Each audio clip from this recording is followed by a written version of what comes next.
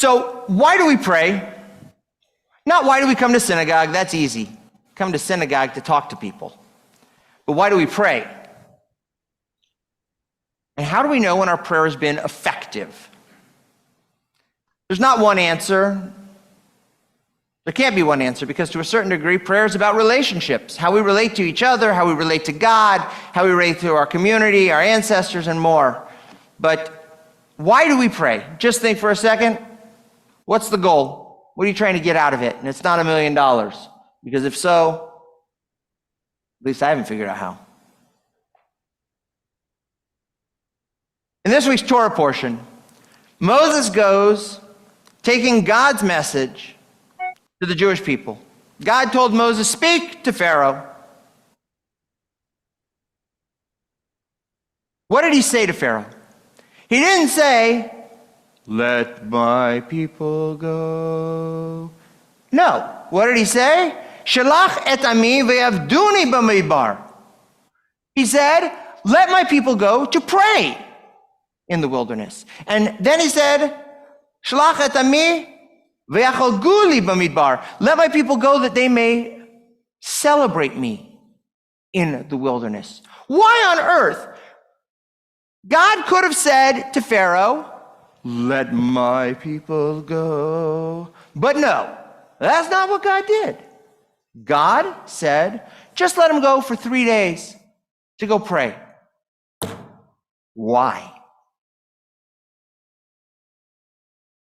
Why?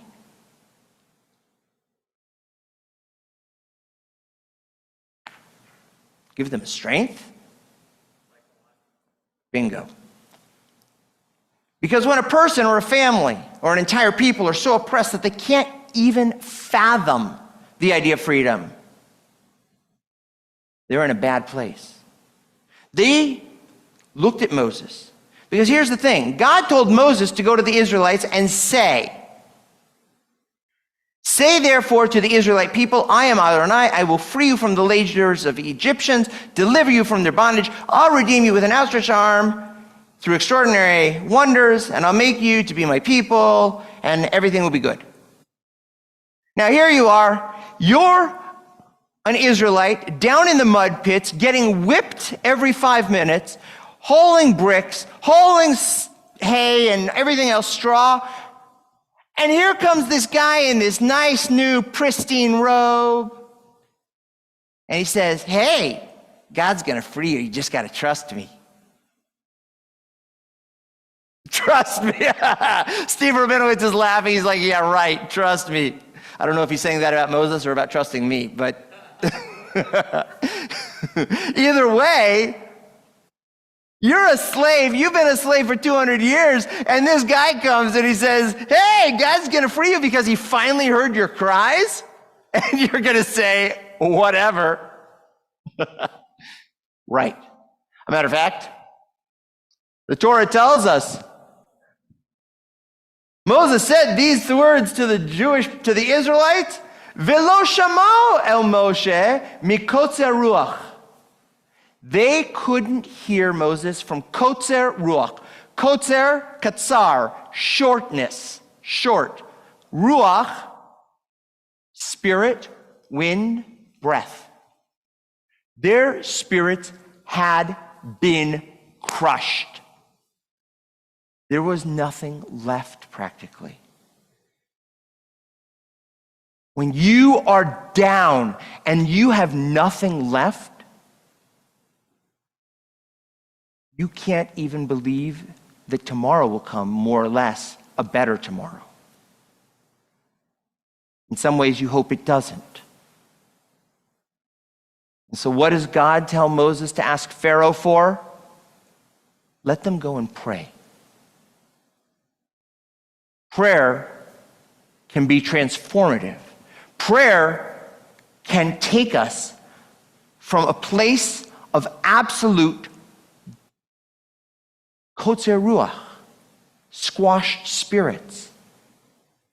And prayer can allow us to take that next step. Prayer can allow us to believe in a better future. That is the power of prayer. because it can lift us from a point of absolute destituteness to a place where we can at least see a possibility. But there's a danger on the other side of prayer that those of us, thank God, who are not squashed in spirit can find themselves. This weekend, we honor Dr. Martin Luther King, a man who absolutely believed in the power of prayer. He understood how prayer could lift people up out of hopelessness, how it could inspire people, bring them together to see and feel the power of community. But Dr. King was also very aware of a different danger that prayer could bring about, the danger of complacency, of being overcomfortable. Dr. King preached, prayer is a marvelous and necessary supplement for our feeble efforts, but it is a dangerous substitute. Prayer is a marvelous and necessary supplement for our feeble efforts, but a dangerous substitute. When we believe that prayer in and of itself will make the difference, bring about the change that we seek, and then we turn our prayers into empty vessels of complacency at best, according to Rabbi Abraham Joshua Heschel, our prayers then become idols, and we become idolaters. The single worst sin in Judaism is idolatry.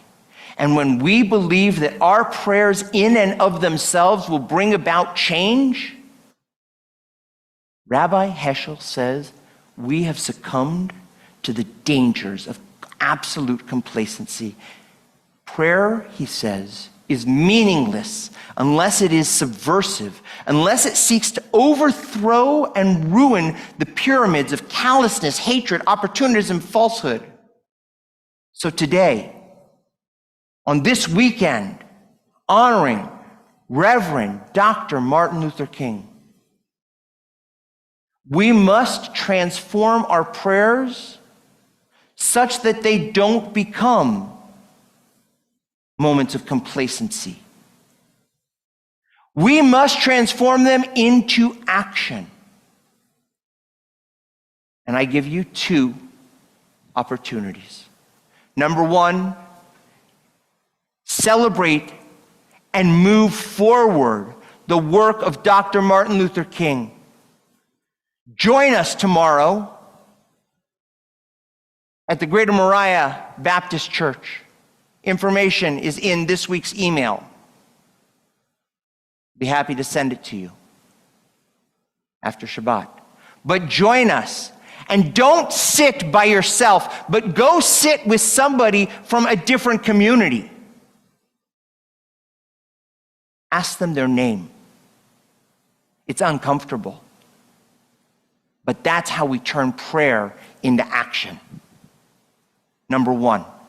Number two, we've been praying for the state of Israel.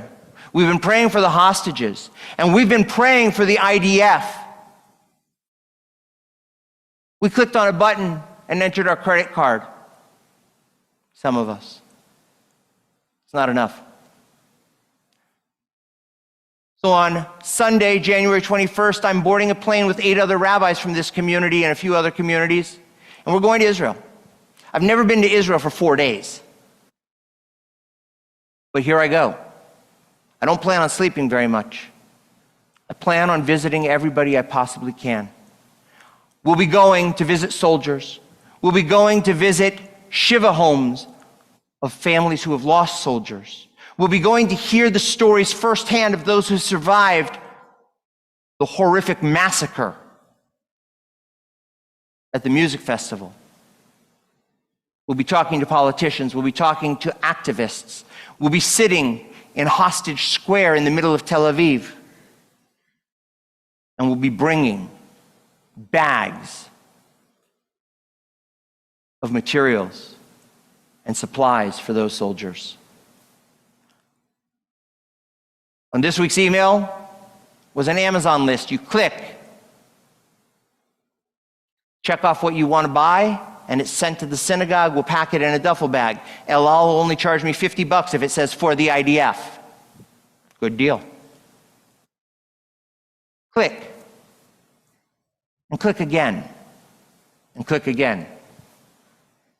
Or make a donation to my discretionary account. There are stories after stories of people who go down and sit at roadside shawarma and falafel shops where they know the soldiers are going back and forth to the base, and they pay for everyone that walks in, and we're going to do that. Every soldier who walks in needs a sandwich, needs a shawarma, needs a cup of coffee. Because our prayers can't be complacency. They can't be filled with just the words we say, but they must inspire us to take action. They must allow us to transform the feelings and thoughts and dreams into reality. So today, commit yourself to not allowing your prayers to be moments of complacency and comfort, but rather moments of uncomfort that spur us to action. Shabbat Shalom.